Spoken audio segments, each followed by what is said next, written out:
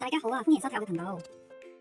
話說搶到 WeChat 嘅藍山優惠券，所以點樣都要上去吃喝玩樂啦。片尾會介紹下點樣可以拎到呢個優惠券喎，大家記得睇到最後啦。呢張優惠券呢係要藍山嘅指定食肆或者商店先可以用嘅，我哋就揀咗去飲茶。因為我都係第一次嚟呢個商場啦，我唔知係因為星期日啦，定係優惠券嘅關係啦，現場係超爆多人嘅，我哋都等咗差唔多100張台先入到去啊。咁但係現場都有好多凳啊同埋水，咁所以我哋都決定繼續等咯。呢間餐廳仲攞過高德狀元榜2025添。等咗個幾鐘，終於入座啦！真係又攰又肚餓啊！快啲嗱臨揀幾個點心。不過我覺得都其實唔使點樣睇價錢㗎啦，點心都係20幾30蚊一個咁樣咯。我哋都係咁點啦，茶位就7蚊一個嘅。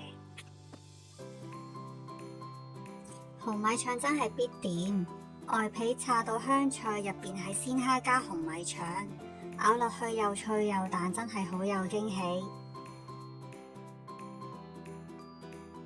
鯪魚球就正常發揮，一般酒樓多數係3粒，依度就會有4粒啦。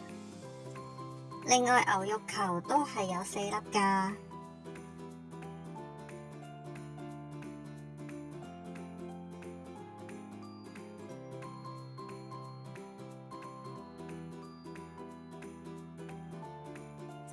羅漢卷就好脆啦，仲有啲酸酸甜甜嘅汁，勁好食。